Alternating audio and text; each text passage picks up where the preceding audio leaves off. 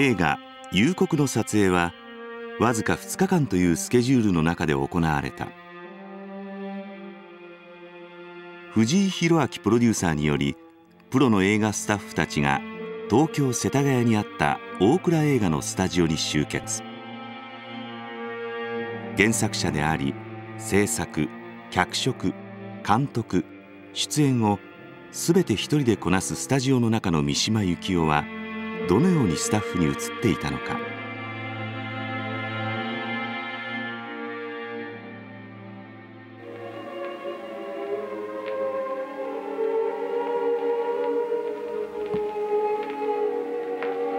40年の時を経て当時のスタッフの皆さんに集まっていただき、映画「夕刻」と久しぶりの再会を果たしてもらった。鑑賞後、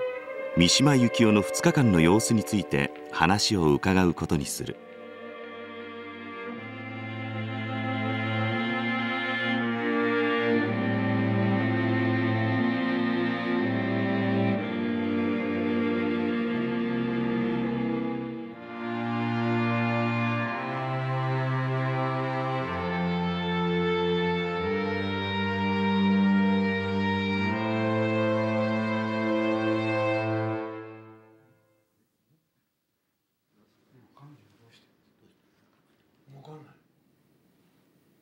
今日は40年ぶりに、私たちがやった夕刻をご覧いただいて、それで夕刻についていろいろと、語っていただきたいと思います。この映画今ご覧になるお客さんが見られると分かりますけれども、スタッフのタイトルがどこにも入ってないわけです。でそれは、この映画の成立と関わり合いがありますんで、ちょっとご説明します。で当時私は三島さんの小説をいくつか映画にしておりまして、大映に所属しておりました。である時三島さんが夕刻を自主映画でやりたいっていう、自分の自作自演でやりたいっていう相談を受けたわけです。で私はその時に即座に、自主映画なんていうのでなくて、ちゃんとした35ミリで、それでできたら、日本でも上映してで外国の映画祭へ出したいというふうに、三島さんに言いましたところ、三島さんはじゃあ、やろうということになって、それからスタートするんですが、当時私たちは大映に皆さんいまして、これは会社に内緒でやらないと、きっと当時の社長が中津さんが、自分の意見を出してきたり、それからお金を出してくれるでしょうけども、いろんな注文つけてくると思ったもんですから。2日間、内緒でやることにしました。それでまず私はキャメラの渡辺さんに、話しまして、戦中戦後の、名キャメラマンなんですけど、君雄さんに相談し、それから、美術の真野さんとも増村さんやなんかで随分やってきましたんで、真野さんに、お願いすることにして、ほとんど大映の、社員と契約者の、スタッフなもんですから、会社に、そのことがバレるとまずいんで、2日間だけとにかく内緒で大倉映画のスタジオへ来ていただくことにして、始めたわけです。でしたがって大抵スタッフの皆さんのお名前を出すのが常識なんですけれども、この映画だけはそういうことができなかったわけです。今回新しく上映されたりビデオになる場合は、皆さんのこの優れた大映のスタッフが作った映画の全スタッフをとお名前を発表したいと思っております。この映画は当時 ATG で配給されまして、後にATG っていうのができた時は外国の優れた作品を紹介するっていうことになってたんですけれども、日本映画で ATG っていうのはこの映画が要するに大ヒットしたもんですから、日本映画でも興行的に成り立っていくっていうことを ATG の指導部はこの映画で認識したわけです。ですから ATG 運動という戦後の日本映画史の中で際立った業績を残した ATG 映画っていうのはオーバーに言うとこの映画がきっかけになったかもわからないんです。ただこれは三島さんが45年に亡くなられてから未亡人のご意向でフィルムを全部破棄するっていうことになったんですけれども、ネガだけはどうしても残しておいてくれっていうふうに頼みまして、で奥様も了承してくださって、でそれを茶箱の中へ入れて35年間眠ってたわけですけれども、未亡人が亡くなられた年に、その茶箱を探しましたらこれが奇跡的に、残っておりまして、三島さんが、自分の、いずれ全集が出る時にはこれを最後の巻に入れてほしいっていう三島さんが言い残して言った言葉がありますので、三島さんが没後35年生誕80年を記念して公開したいと思って今日に至りました。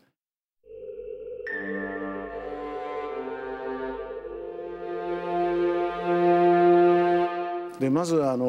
美術の間野さんに伺いますけれども、間野さんはこの話をお聞きになって、この映画に関わられる時に最初どういうふうにお思いになられましたか？まずこの「夕刻」の原作に三島さんのスタートの時点のシナリオが載っておりますけれども、それを実は最近また拝見させてもらって読んだんですが、大変リアルな、赤坂かあの辺の住宅に新婚早々、2人の生活が営まれていたという状況を実は詳しく原作には書いてあるので、これはこういうものかなと思ってたんですが、それをですね結果的には能舞台に、芝居の場を作るというその集約性と、それから単純化っていうんですか、単純性っていうか、そういう形で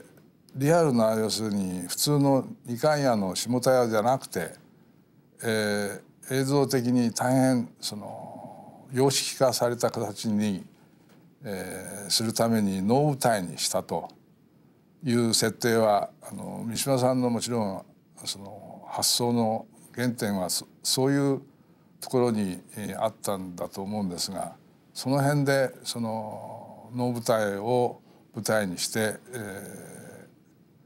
そのお芝居だけをそこにシンボリックに演出してそれを映像化するっていう方向になったことは、素晴らしい発想であると思うし、我々は一緒に仕事させていただきながら大変勉強になったことでありました。三島さんはお能にも歌舞伎にも、それから文学座だとかいろんなご自分の劇団やなんかで、舞台やなんか詳しいし、それから小説家の中でも、映画に関しては三島さんほどよく知ってたりたくさん見てる人は少ないんじゃないかと思うんですけども、で堂本さんはお能の研究家であったり、しますので、最初に三島さんが堂本さんと、話して、でそのいわゆる能舞台のようなセットでやろうということになったんですけれども、三島さんが、映画版「夕刻」の中で間野さんのところに触れてあるところがございますけれども、間野さんがすごく簡潔なすごいいい、セットを作ってくださったっていうふうに三島さんは、感謝の言葉を書いておりますけれども、実際のそういうその芝居の場を作るっていうことにおいては、三島さんが夕刻の本にも書かれておりますけれども、例えば、タンスを置くとかテーブルを置くとか、そういうそのリアルな空間を作るよりも、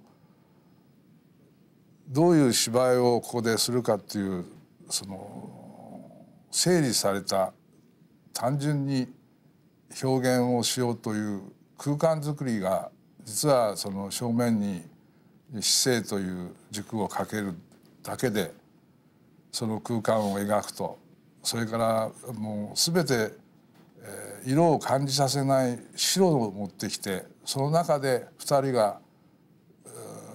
シンボリックに芝居することに集中視線を集中させるということで、能の舞台ということになったことで、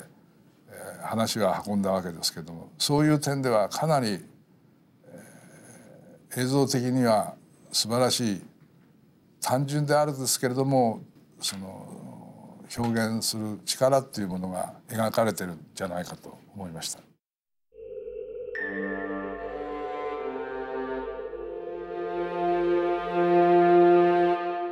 フレーム自体がやっぱりフレーミングがいいですよね。今日見て、あの頃は女子だから分からなかったけど、今は今日見せてもらったらなかなか感激するやっぱり映像で、北崎さんのやっぱり今モノトーンのね、色調がやっぱり素晴らしい。それも素晴らしいと思います。本当に今日初めて勉強になりました。そうですか。石間さんがね、当時白っていうのをものすごく嫌ってたんですか？白一色ですよね、バッグはね。そうすると人物がいてね、白一色っていうのはもうライティングにしてもこれ難しいんですよね。白を切らないとダメだし、人物だけに当てないとダメだ。そういう点でね、正面さんも大変だったし、普通そうですね、キャメラの方から言うと白の中のっていうのは一番ね、やりづらいあれなんですよね。それをうまくね、バッグの白を抑えてあれしたっていうのは良かったんじゃないかと思う、そういうことですね。渡辺さんはもちろん戦前戦中からもずっとキャメラやってられて、いろんな大監督と組んでおやりになってて、衣笠さんだとか、たくさんいい映画をやってますけども、もう僕は渡辺公夫さんのようなタイプの撮影監督っていうのは出てこないんじゃないかと思うんですけれども、それで渡辺さんこのあとご自分で226っていうのを映画をやりたくて自分で脚本書いて自分が監督するっていうプランがあったけれども、それで亡くなられたんですけれども、渡辺さんと三島さんの組み合わせっていうのは僕はとても良かったんじゃないかと思ってるんですけれども。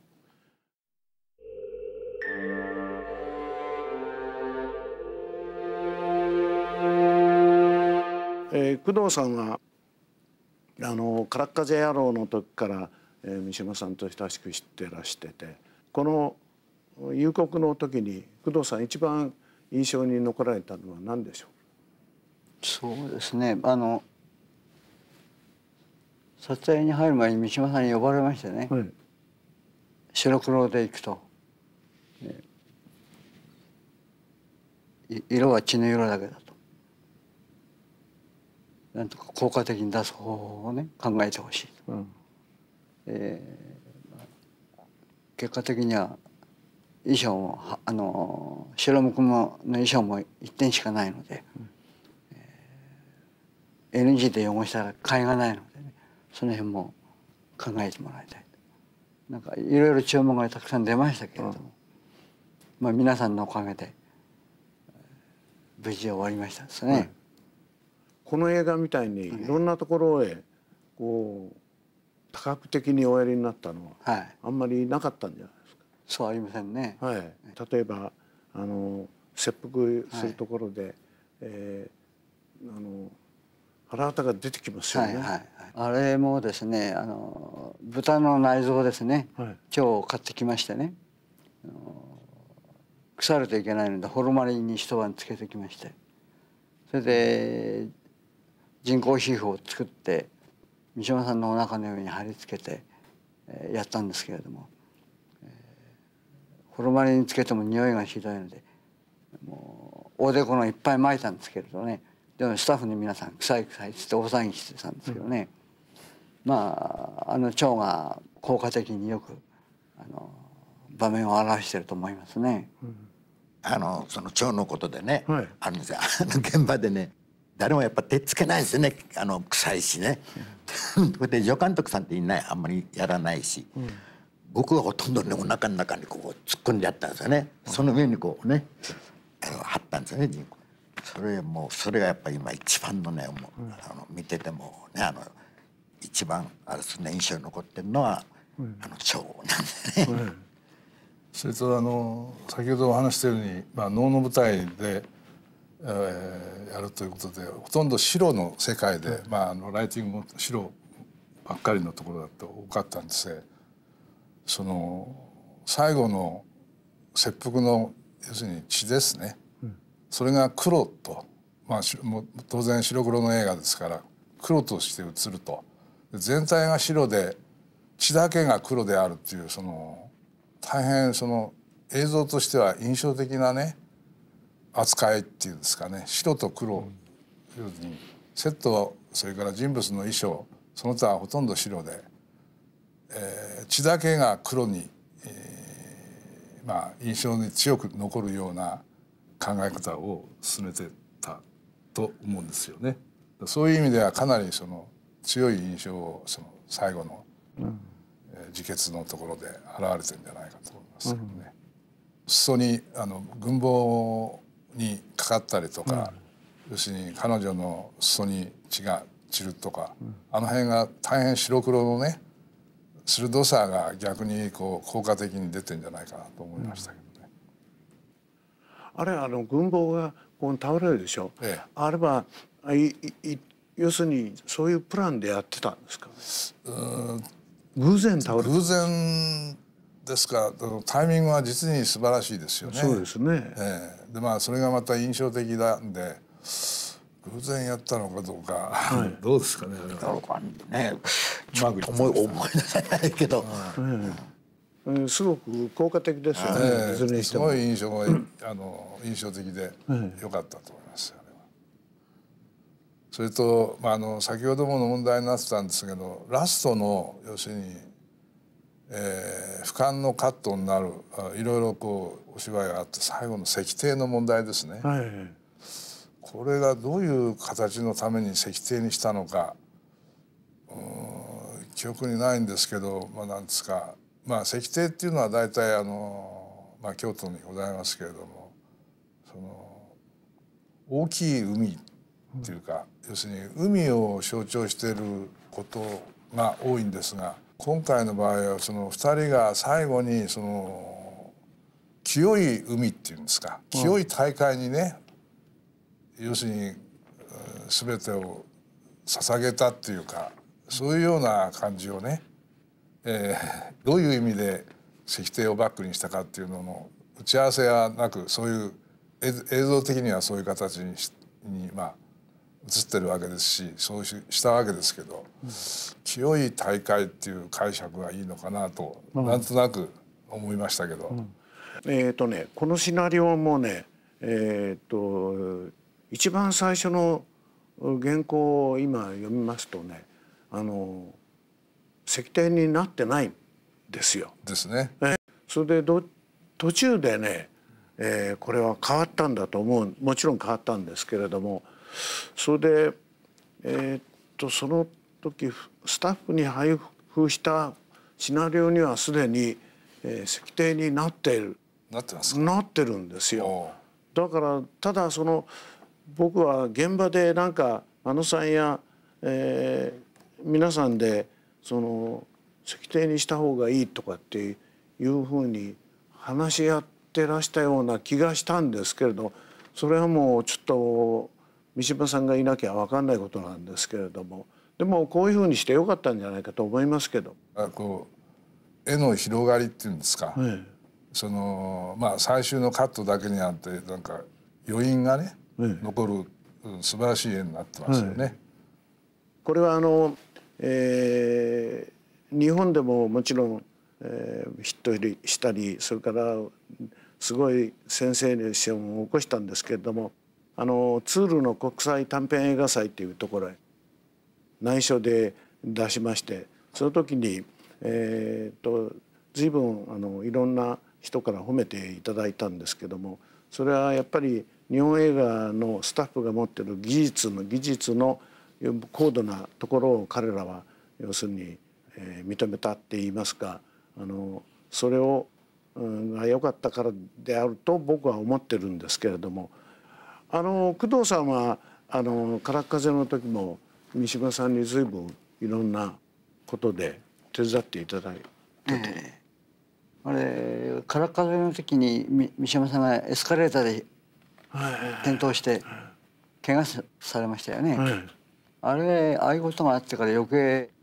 親しくなっちゃったんですね。あれなんか頭にこういう作ったんですよね。そう怪我してね金で。金じゃなくてね網でね毛を通してなんか硬いのを作りましたよ。危ない。こう縫った後毛を切っちゃったんだね。ハゲみたいに見えますからね。撮影にならないので、今でいうヘアピースですよね。それをこしらえて頭に乗せてそれで撮影したんですけどね。この夕刻の場合は三島さんは相当映画を撮ったことないんですけれども、例えば衣装にしても小道具にしてもいろんなことをね克明に調べてて、ご自分の軍服だとか軍帽だとかいろんなものはね自分で探してきて、それから生地を買って、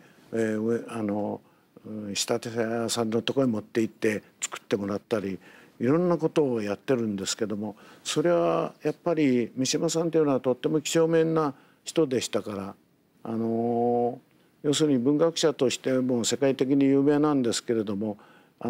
えば映画の世界へ入ってきた場合は自分は新人の監督だっていうふうな割とじゃない大変謙虚に、あれでスタッフや俳優さんやなんかに接したんじゃないかと思うんですけども、それは真野さんそういう点では特にね姿勢の掛け軸なんかに現れてるんですが、大変な字がうまいっていうかお上手で、姿勢の字ももちろん三島さんがお書きになって、銀座の鳩橋堂で割と大きい和紙を手に入れて実際にお書きになって表装してもらったりとか、それから他にもですね三島さんが字がうまいなと思ったのは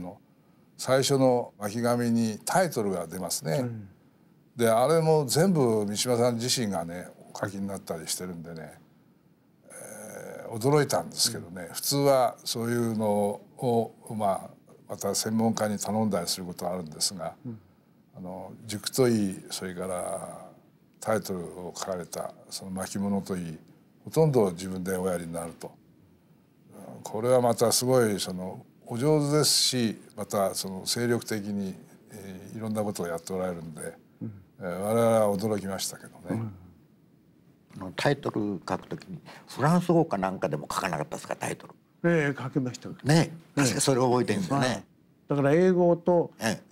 ランス語とドイツ語となんかそれをずっと書いてね。全部自分で書いてま書いてね。それで確かね撮影終わってから初日の撮影終わってからですか、なんか少しタイトルを変更しなくちゃいけないっていうんで、巻物だと思うんですけど今晩終わってから帰ってくるっていうんで翌日にちゃんと揃えてこられてましたね。だからほとんど寝てないで書かれたんじゃないですかね。そんなことがございましたね。いろんな準備をしながら、も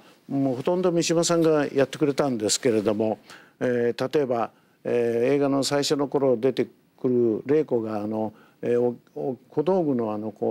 動物のあれがありますよね。あれはちょうど仕事で、イギリスへ行った時にロンドンで買ってきたり、ですからその時はもう、夕刻のことばっかり考えてたんじゃないかと思うんですよ。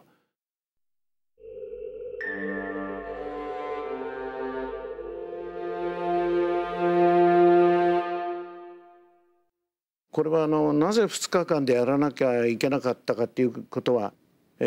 当時三島さんはもう猛烈に忙しくて、でこの映画を撮るちょっと後から例の最後の「北条の海」4部作を書き始めてるんですけれども、ですから映画に三島さんのスケジュールを取れるのは2日ぐらいしかなかったんで、それで慌ただしくとにかく朝早くから初日はそれでも11時頃終わったはずなんですけども、それで今ノートを見ますと最初第一日目に例の石庭の俯瞰のとこから始まってますよね。それであれは軍服も汚してないし衣装も汚してないしからあれが間野さん最初のカットがそうですよね。撮影の始まる時の、ね、大クレーンを使って、はい、その大クレーンが来るのが予定より遅れてきたために、はい、スタッフはイライラして待ってたわけですよね。はい、でまあ遅れてきてから、はい、セッティングしたわけですけども、今日拝見してその石庭のその渦の様子をまあ実際の映像として見てライティングもうまい遮光線でその渦が実にうまくね描かれてるなと思って、まあまあうまくいってるなと私は思って、まあ、おりますけれども、そのクレーンが、これは東宝撮影所から借りてきたわけですよね。それで、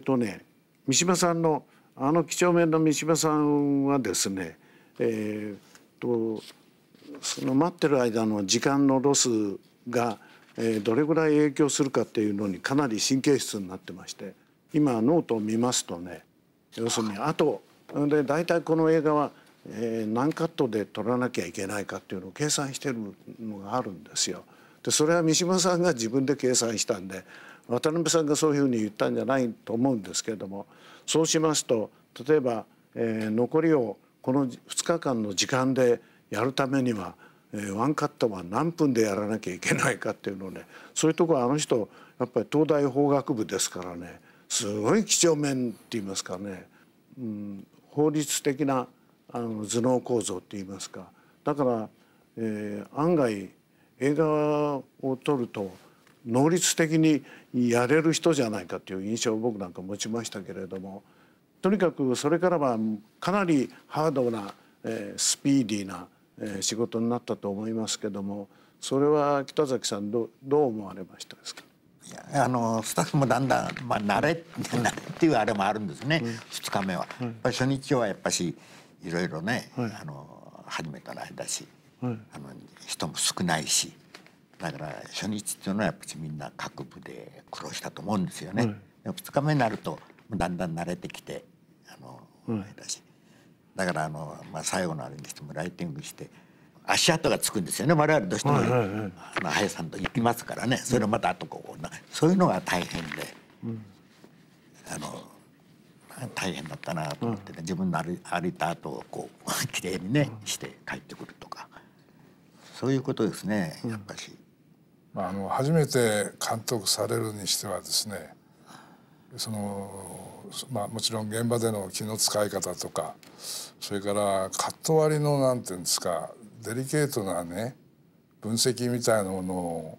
実に細かくされてて、それを映像にするためにはどういう進め方をするかとか、初めてその映画の監督されるにしては素晴らしいなんか不思議な才能っていうか、私らは見てて後で感心しましたけどね、要するに空想っていうか地上でそれを考えるわけですから、その辺のなんか能舞台にするっていうお話も最初にしましたけども、したっていうその良さを感心してるわけですけれども、そのカット割りの細かさね、この辺が初めて監督されるにしてはね素晴らしい才能をお持ちだったんじゃないですかね。それを渡辺さんがもちろんうまく受け取って、その絵の切り方とかつなぎだとか、皆さんの正面さんのうまいライティングだとか、そういうのが総合されてできたわけでしょうけど、それが見事にうまくいってこういう結果になったんじゃないかなと思いましたけどね。三島さんはその映画は素人ですけれども、例えば一つの分野でものすごく秀でてる人っていうのはやっぱりどこか人を引きつけるところがあるんじゃないでしょうかね。そうですね。ですから空っ風やなんかをやってる時でもやっぱり監督と漏れずにやり合うんじゃなくて、三島さんは要するに世界の三島だなんていうことは一言もね表へ出さないで、監督の言う通りにこう素直にやりますでしょ。そこへまたすごいあれが飛んできたりなんかするから、そうするとスタッフがね随分三島さんの味方になっちゃったって言いますかね。それでいて、どんなその新人のスタッフにも必ず丁寧に挨拶してて、そういうところは三島さんのすごいとこって言いますかね、ちょっといないんじゃないかなと思うんですけども。で工藤さん三島さんと随分いろいろと親しくしてらしたでしょ。正村さんとからっ風はあれはちょっと違うと思いますね。得意体質って言いますかね、お互いになんかぶつけ合いみたいなところがあったような気がするんですけれども、うまく避げたのが避けたのが三島さんの方で、ですからその点はやっぱり聡明ですよね、ぶつかるってことは知りませんし。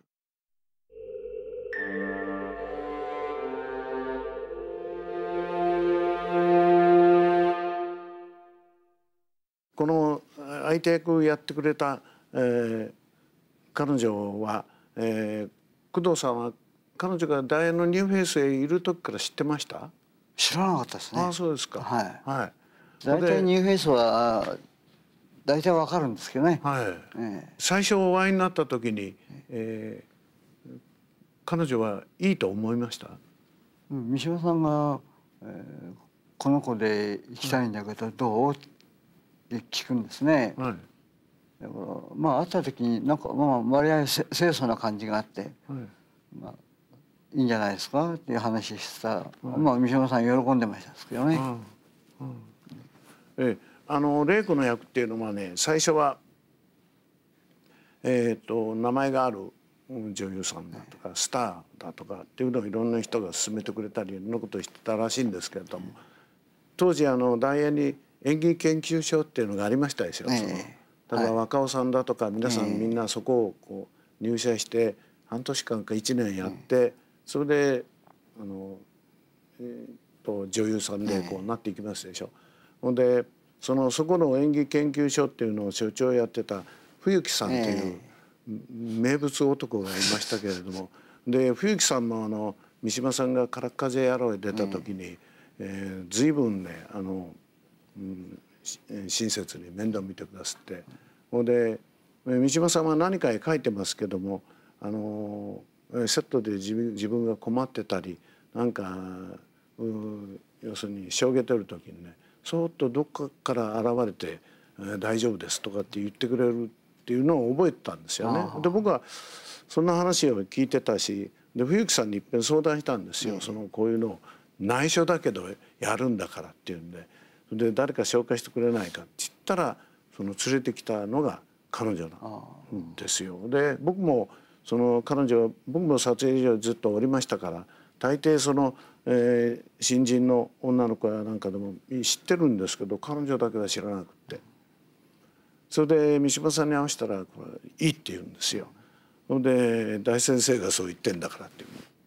それに当時ニュージャパンのホテルがまだあった頃でね、そこで、三島さんに会わせたわけですよ。そしたら、彼女は、こちらは三島由紀夫さんって言ってもね分かんないんですよ。でその次の日にね昨日うち帰ってお母さんに話したんですって、こういうお話をいただいたんだって。それでその監督であり俳優の相手役の人に会ったんだけど、なんだかヤクザみたいな人だったっていうわけですよね。さあそれを聞いたら三島さんが笑い転げてましたけれども、それぐらいなんていうんですか、芸能界であんまりすれてない子だったから逆に良かったんじゃないかな。そうですね。で特に彼女はフランスではもうすごい評判良かったですから、だからそれからもう映画を界から足洗ったって言いますかね、映画界いなくなったんで惜しい女優さんじゃないかと思ってるんですけども。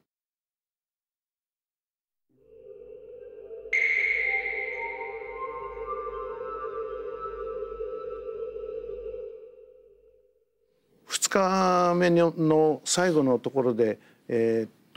タイトルを、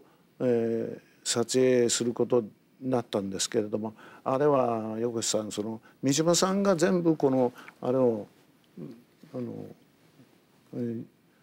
タイトルの軸をこう動かしたんですか、自分の手で。自分で、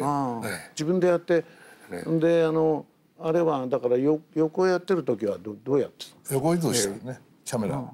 でその今度は英語だとかフランス語やなんかみんなこう上へ上がっていきますでしょ。あれはどうやった？あれも横移動でしょ。手で自分でやってたでしょ。でも確かこう広げてね、巻物を広げて横移動確かしてたでしょ、カメラ。レール引いてね、レール引いてずっとこう撮影してましたね。あ、そうですか。結構それに時間がかかってが少し明るくなるみたいなことでしたよね。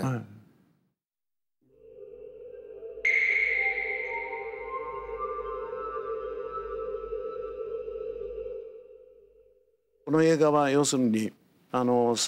一番最初に申し上げましたけれども、内緒で作るっていうことになってて、でなぜ内緒でやったかっていうと、三島由紀夫が映画を主演して自分が脚本書いて監督やってるってことになると、要するにジャーナリズムがほっとかないから、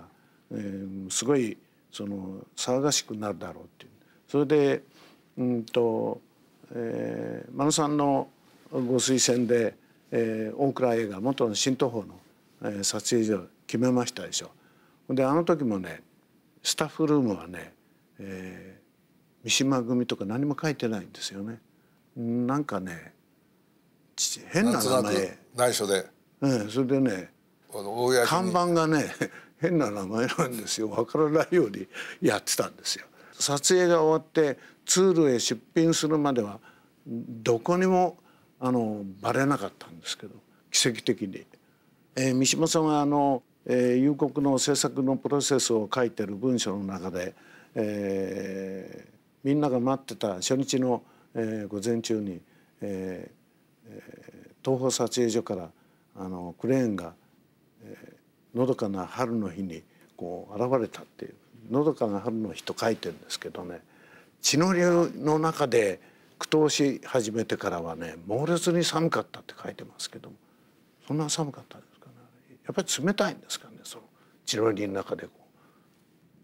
う長く。スタジオはちゃんとした暖房なかったみたいですね。あそこはないですね。だからホルマリンで冷えたんですよ。ああ、それもあったのかな。何しろホルマリンでヒヤッとしますからね。だいぶ長いことこう抱えてますからね。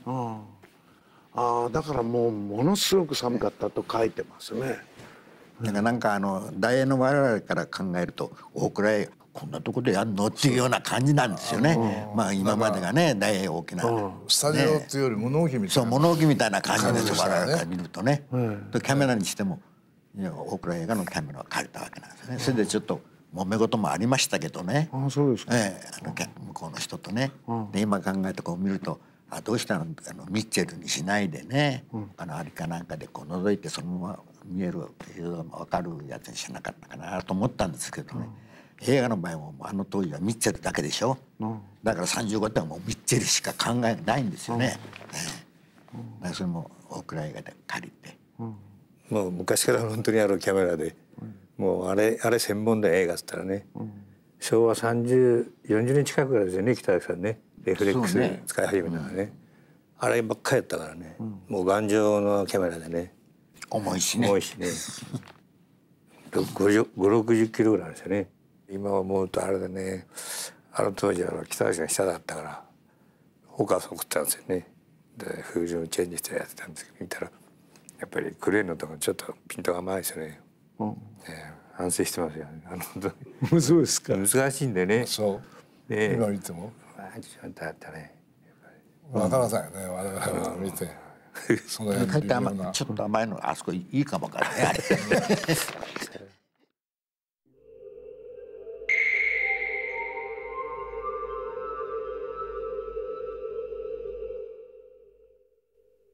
工藤さんはその後は三島さんとはお会いになったことはなかったですか、この映画が終わってから。終わってから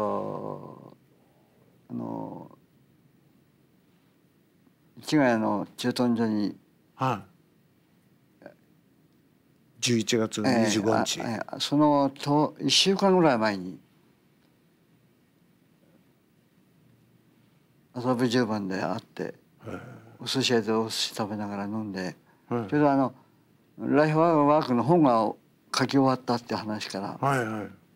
じゃあその本をいただきながら、あといろいろあるのでまた連絡しますという話で別れたんですけどね。で市ヶ谷であんな事件が起きた時に、僕の友達が TBS に報道部にいるもんですからね、うちへ電話かかってきて「すぐテレビつけなさい」でテレビつけたらあの事件ですから、ぼーっとして見てましたね。ちょうどあの日はね、僕はね新宿の駅前で撮影してたんですよ。そしたらニュースで聞いてね、びっくりしちゃってね、それでちょうど夕刻で書いてくれた三島さん書いてくれたやつ、今まで押し入れの隅にこう丸めて入れてたんですけどね、もうすぐ帰ってきてそれを広げてきれいにねやって、びっくりしちゃったよね。ちょうど新宿の西口の駅前にいてね、あの日は。真野さん、さっきお聞きしたら、真野さん陸軍4年学校、士官学校、航空士官学校でしょ。例えばこういう話っていうのはやる前にどう思われました？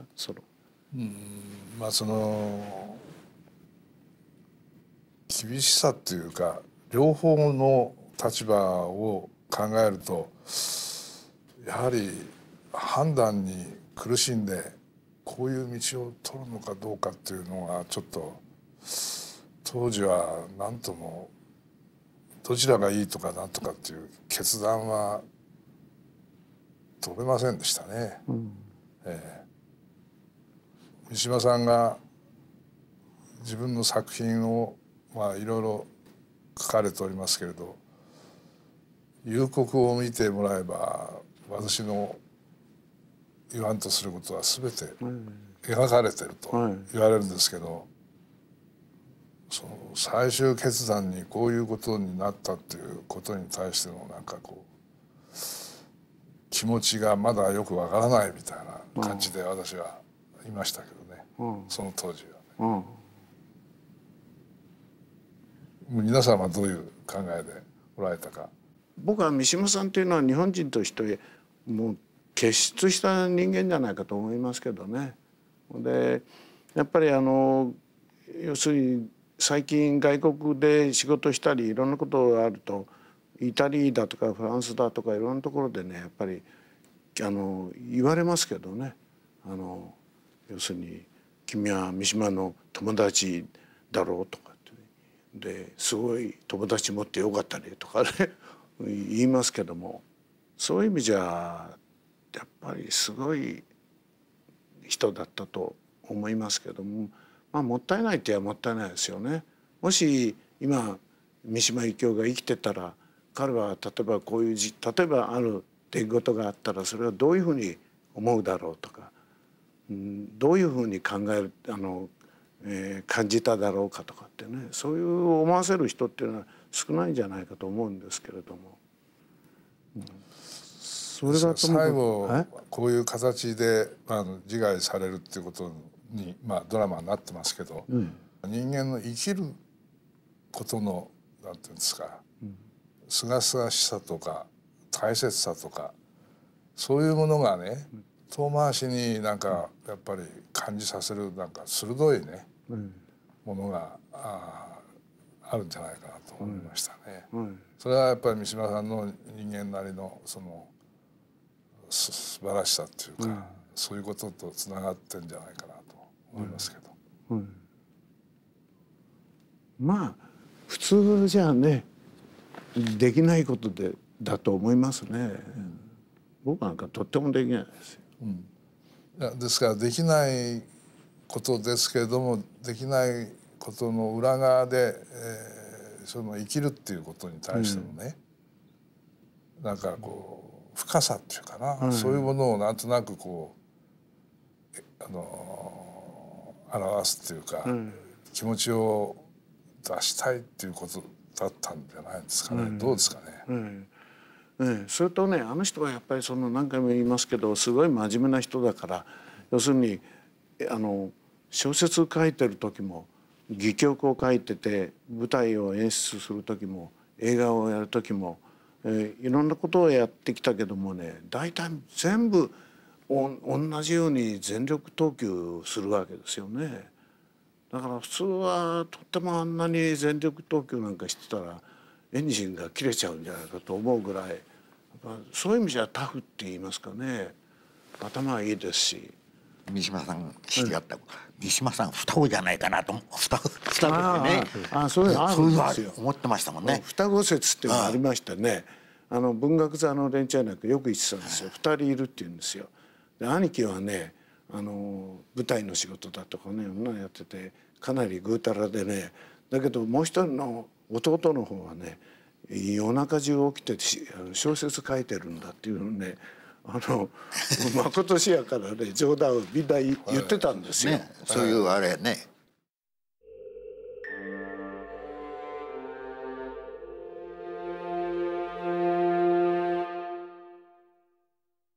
今日いらしていただいた皆さんにとって「夕刻」っていう映画は一体、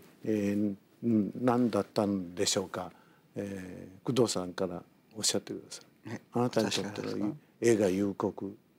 何だったんでしょうね。そう言われるとちょっと答えに困りますけれども、やはり忘れることのできない作品の一本ですよね。映画ですよね。やっぱりなんて言うんでしょう、三島さんそのものがの映画じゃないかなって気がしますね。